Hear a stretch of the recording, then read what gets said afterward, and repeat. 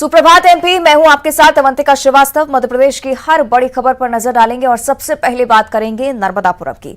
Assistant station master Deshraj Meena की बहादुरी और तत्परता से एक महिला यात्री की जान बच पाई है। बुजुर्ग महिला पटरियों को क्रॉस कर दूसरे प्लेटफॉर्म पर जाने की कोशिश कर रही थी और तभी पटरी पर तेज रफ्तार गाड़ी आ गई।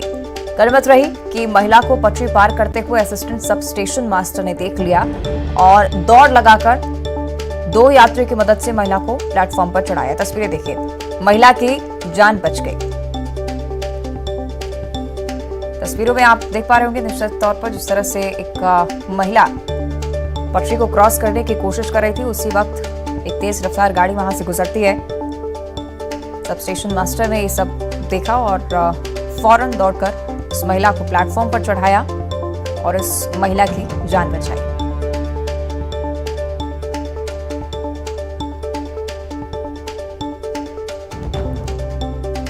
तो नर्मदापुरम की ये तस्वीरें हैं assistant station master Deshraj Meena की बहादुरी और तत्परता, जिसकी वजह से एक महिला यात्री की जान बच गई।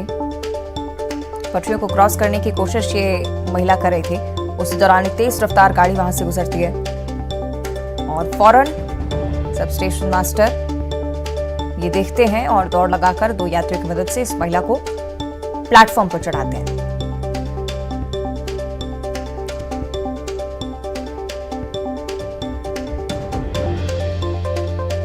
तस्वीरों में पूरी घटना कैद हो गई है। निश्चित तौर पर सबक भी देती है कि इस तरह के काम करना कितना जोखिम भरा हो सकता है। ऐसे कि शैलेंद्र हमारे साथ ज्यादा जानकारी के लिए फोन लाइन पर जुड़ रहे हैं। शैलेंद्र, तस्वीरें हम देख रहे हैं और बहादुरी की मिसाल कायम की है सब स्टेशन मास्टर ने, लेकिन निश्चित तौर पर सबक भी देती हैं तस्वीरें कि इस तरह के काम करना बेहद ही खतरनाक। जी अवंतिका, निश्चित तौर पर 65 वर्षीय बुजुर्ग महिला जो थी वो पटरी पार कर रही थी और इसी दौरान अचानक इस प्रकार हादसे की स्थिति बन गई थी। वो तो गनीमत रही कि डिप्टी एसएस वहां पर मौजूद रहे और दौड़कर उन्होंने महिला की जान बचाने का प्रयास किया और जो डिप्टी एसएस होशंगाबाद के हैं वो दौड़े देशराज मीना और महिला को बचा लिया। ट्रेन आ रही थी और अमूमन जो नर्मदापुरम स्टेशन पर ऐसे हादसे होते हुए देखे जा सकते हैं, क्योंकि जो फुटओवर ब्रिज है नर्मदापुरम स्टेशन पे वो काफी दूर है और लोग अक्सर इस प्रकार से जो रेल ट्रैक है उसको पार करते हैं। तो फिलहाल तो गनीमत रही कि महिला की जान बच गई है, लेकिन इस प्रकार की लापरवाही अक्सर हादसे को निमंत्रण देने वाली साबित होती है। अवंतिका, बिल्कुल ठीक कह रहे हैं शैलेंद्र। हादसे को निमंत्रण देते कई सारे लोग इस तरह से ही तस्वीरों में कैद होते हैं, लेकिन इसके बावजूद सबक नहीं लिया जाता है। शुक्रिया आपका शैलेंद्र इस जानकारी के लिए।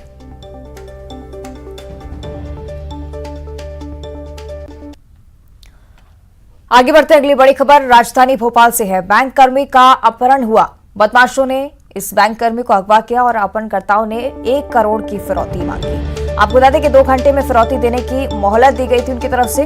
फिरौती नहीं देने पर बदमाशों ने हत्या की कोशिश की। बैंक कर्मी को मरा समझकर जंगल में फेंककर फरार हो गए बदमाश। जांच में रातीपुर थाना पुलिस लगातार जुटी हुई, लेकिन एक बड़ी घटना राजधानी भोपाल की। बैंक कर्मी के अपहरण की कोशिश यहां पर और उसके बाद हत्या की भी कोशिश की गई। सहयोगी जितेंद्र हमारे साथ फोन लाइन पर जुड़ रहे हैं। जितेंद्र, पूरी घटना समझना चाहेंगे। देखिए, ये कल दोपहर की घटना बताई जा रही है जहाँ पर एक आईसीआईसीआई बैंक कर्मी है, उसका अपहरण होने की बात बताई और उसने बताया अपने परिवार वालों को कि उसके साथ मारपीट की गई है, 1 करोड़ रुपए की मांग की गई है और उसे तब तक मारा जब तक वो बेहोश नहीं हो गया और उसे मरा हुआ समझकर वो अपहरणकर्ता उसे छोड़कर वहां से चले जाते हैं।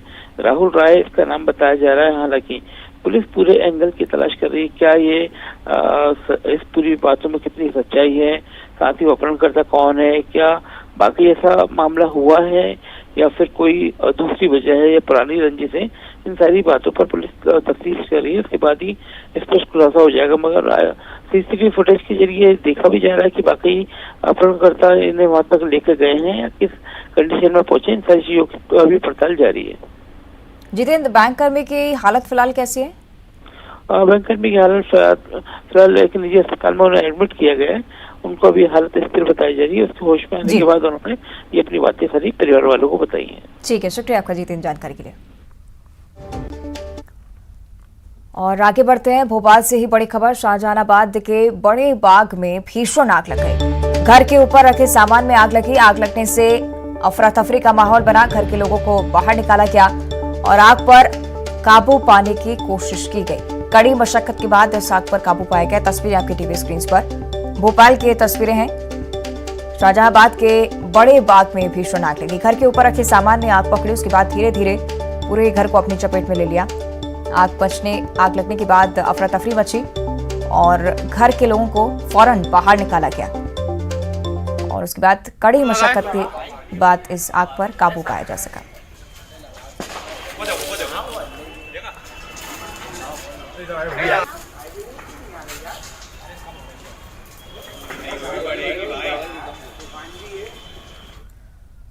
और मध्य प्रदेश में कांग्रेस की भारत जोड़ो यात्रा 20 नवंबर को पहुंचेगी और इससे लेकर पीसीसी चीफ कमलनाथ ने कमान संभाली है। कमलनाथ तैयारियों को लेकर आज निमाड़ का दौरा करने वाले हैं। पूर्व पीसीसी चीफ अरुण यादव के साथ वो बुरहानपुर, खंडवा और खरगोन भी जाएंगे, जहां तैयारियों का निरीक्षण करेंगे। जिन जिलों से यात्रा गुजरने वाली है, रास्ते में तैयारियों और व्यवस्थाओं की तैयारियों को लेकर भी निरीक्षण आज वो करने वाले हैं।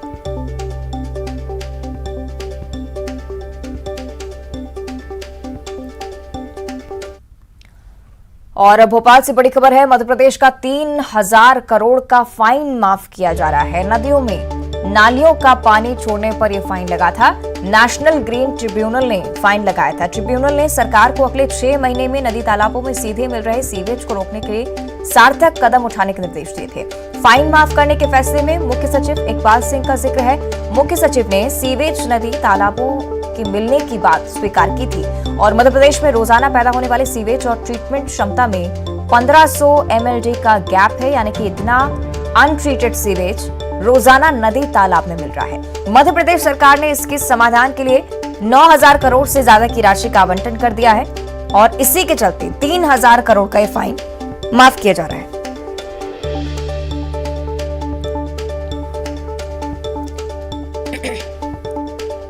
तो नदियों में नालियों का पानी छोड़ने पर ये फाइन लगा था। नेशनल ग्रीन ट्रिब्यूनल ने फाइन लगाया था, लेकिन 9000 करोड़ से ज्यादा की राशि आवंटित की जा चुकी है मध्य प्रदेश सरकार की तरफ से, जिससे इस सीवेज का ट्रीटमेंट किया जा सके और नदी में नालियों का पानी ना मिले।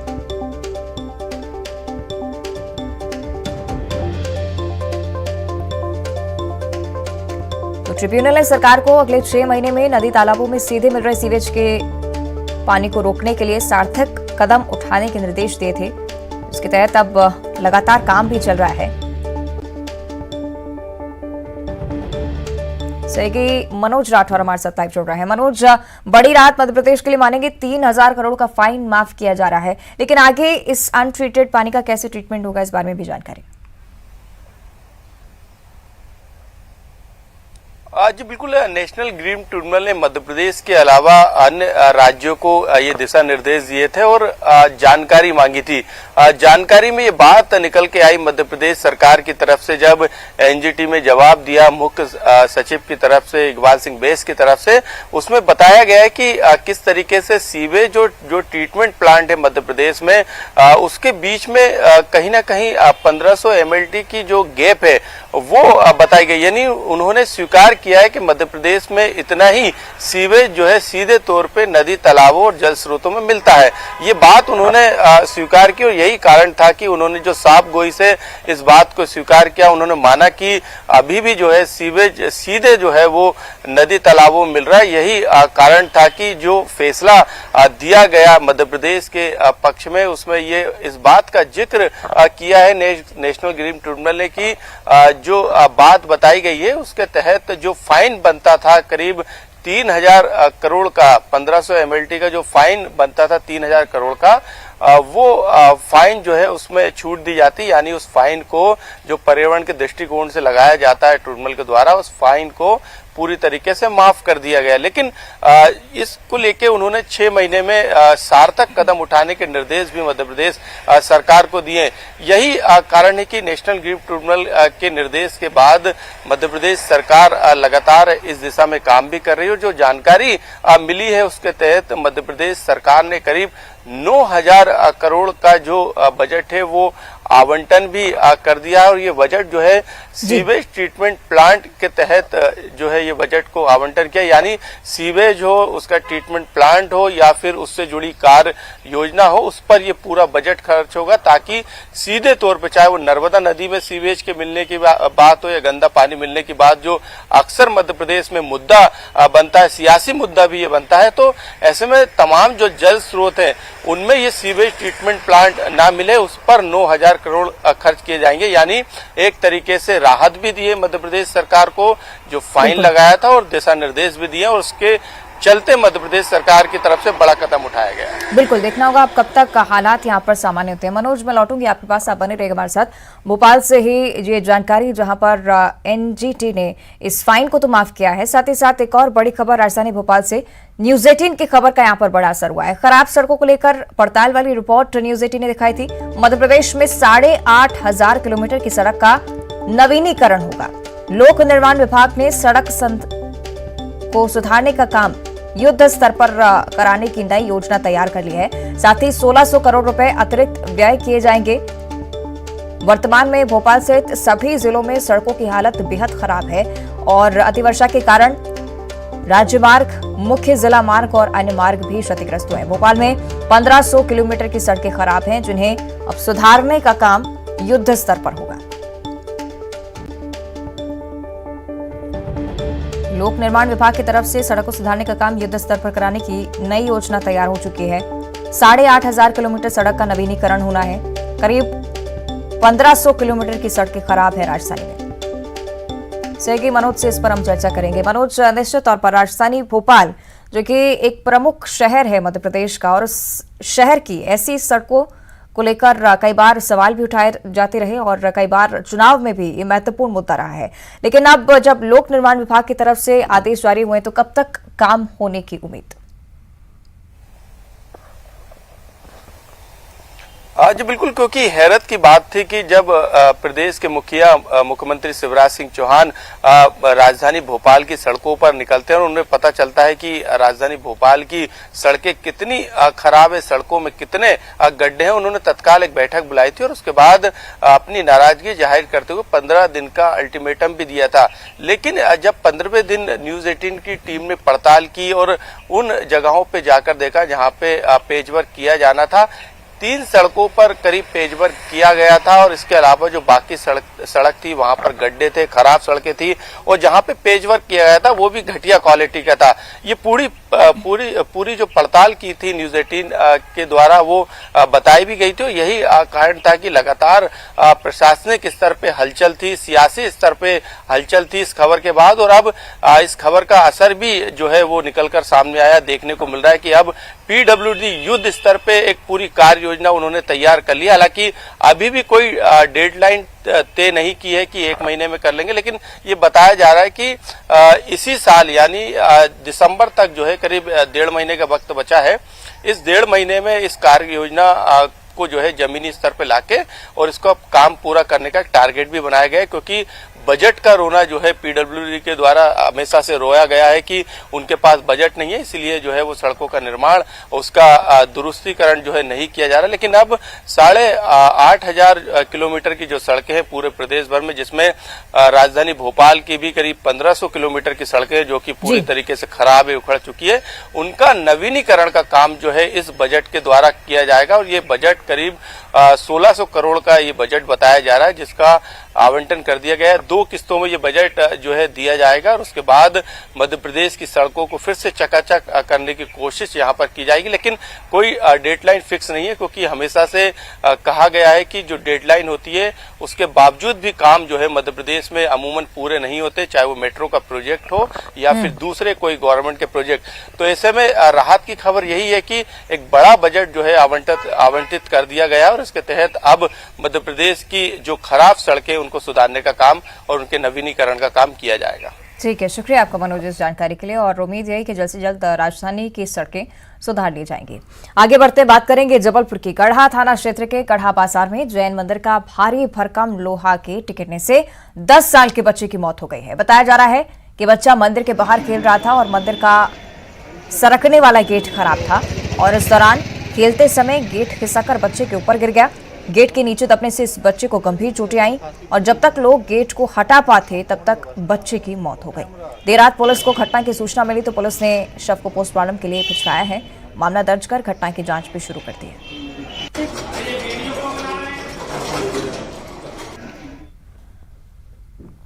और दमोह के देहात थाना क्षेत्र के बाइबल कॉलेज में पानी की टंकी के निर्माण कार्य के दौरान मलबा ढहने से 3 मजदूर दब गए। रेस्क्यू के बाद 2 मजदूरों को बाहर निकाला गया तो वहीं 5 घंटे के रेस्क्यू ऑपरेशन के बाद निकाले गए तीसरे मजदूर को डॉक्टर ने मृत घोषित कर दिया। इसके बाद गुस्साए परिजनों ने मृतक का शव जिला अस्पताल चौराहे के सामने रखकर जिला प्रशासन के खिलाफ जमकर नारेबाजी की, चक्का जाम किया। परिजन मृतक का शव स्ट्रेचर पर रख कलेक्टर के कार्यालय पर भी पहुंचे और कार्रवाई के साथ मुआवजा देने के आश्वासन के बाद ही जाम हटाया गया।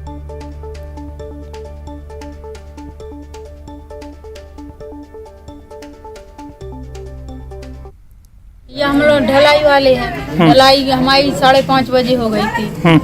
ढलाई के बाद जे गज फेर के मतलब जी निकल गए, सब सही है। तो फिर जे पहुंचे सो फिर जे ने भी फोन लगा कि ये तुम्हारी जब बल्ली बैठ रही है, हमारी मशीन खोल रही थी, वो ने बंद कर दी कि आज ने खोलो, कल सूख जाए तो खोल ले अभी। तो जे निकल गए फिर वे बाद में आए, हमने फोन लगाओ के ये तुम्हारी जब बल्ली बैठ रही, ये बल्ली सीधी करवे गए 3 जने। कौन कौन, क्या नाम है उनके, कौन कौन गए? नाम नहीं, हम और ढलाई वाले में जानते। तो ये बल्ली सीधी कर रहे थे तो ये साइड सीधी कर रहे थे, वो साइड से सेंटिंग पट गई पूरी, सुबह बीच में दब गई, एक जन बीच में दब गया, 2 अगल बगल है। ये लगभग 7 बजे जो है पुलिस को सूचना मिली थी कि जो बैथलहम परिसर में एक टंकी रखने के लिए निर्माणाधीन स्ट्रक्चर था, जिसकी स्लैब जो है अचानक गिर गई है और उसमें जो है लगभग 2 से 3 लोग दबे होने की जानकारी मिली थी। तत्काल चौकी प्रभारी चौकी जबलपुर नाका एक्टिव भी, उसने पुलिस कंट्रोल की सूचना दी। हमारी होमगार्ड की डिजास्टर टीमें और हम सभी मौके पर पहुँचे और हमने रेस्क्यू करते हुए 2 लोगों को तत्काल जो है बाहर निकाला। एक व्यक्ति जो है वो काफ़ी अधिक मलबे में दबा हुआ था, जिन्हें निकालने में हमें काफ़ी मशक्क़त करनी पड़ी। अभी हाल ही में उनको भी निकाल कर तत्काल जो अस्पताल भिजवाया गया, अस्पताल भिजवा। और हरदा के किसान अब इजरायली तकनीक सीखकर उद्यानिक की खेती करेंगे। हरदा पहुंचे इजरायली कृषि वैज्ञानिक और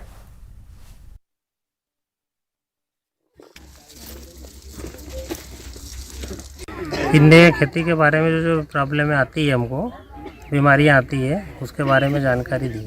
कौन लोग आए थे अभी आज आपके? इजराइल से वैज्ञानिक आए हैं जी।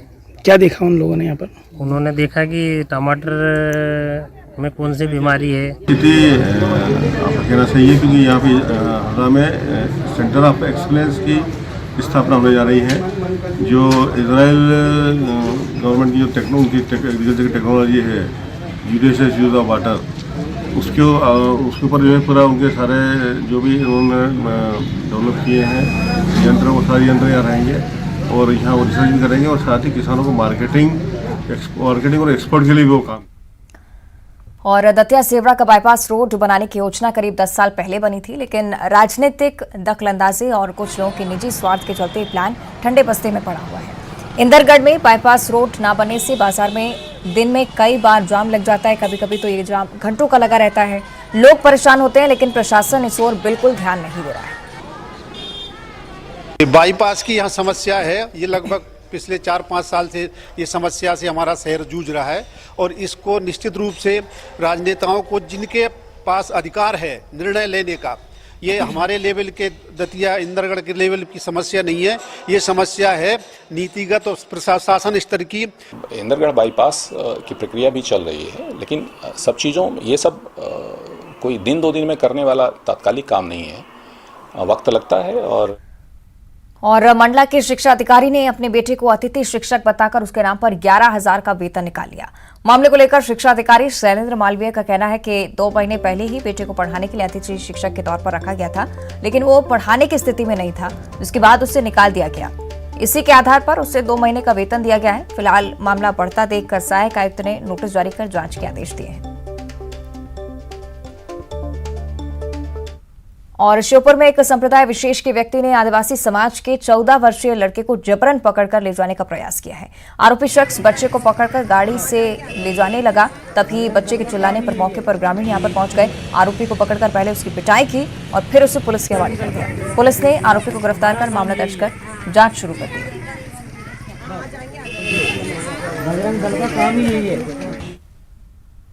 और अब खबर सिंगरौली से है, जहां मोरवा थाना इलाके के चटका के पास जंगल से मिली लाश की युवती को पुलिस ने सुलझा लिया है। 8 नवंबर को खनहरा निवासी दीपक निषाद की जंगल में लाश मिलने से सनसनी फैली हुई थी। इधर परेशान परिजनों ने गुमशुदगी की रिपोर्ट दर्ज करवाई थी। पुलिस ने जब वहां पर जाकर मामले की तफ्तीश शुरू की तो शक उसके दोस्त पर गया। छानबीन के बाद उसे गिरफ्तार कर लिया गया है। जब पुलिस ने सख्ती से पूछताछ की तो आरोपी ने गुनाह कबूल कर लिया और बताया कि उसने ही सिर पर पत्थर से हमला कर दीपक की हत्या की थी। और इधर धार के नरसिंह देवला में एक नाबालिग लड़की को दुष्कर्म करने के बाद कुएं में फेंकने का सनसनीखेज मामला सामने आया है। दरअसल एक लड़की मंदिर में दर्शन करने के लिए घर से निकली थी, तभी रास्ते में लड़की से एक तरफा प्यार करने वाले एक आशिक ने रोका और शादी करने को कहने लगा। पीड़िता के मना करने और परिजनों को दुष्कर्म की बात बताने की बात कहने पर आरोपी ने गुस्से में मारपीट कर खेत में बने कुएं में फेंक दिया। उधर से गुजर रहे लोगों ने लड़की को कुएं से निकाला, सरदारपुर अस्पताल पहुंचाया, जहां उसका उपचार जारी है। बहरहाल आरोपी युवक अभी फरार है।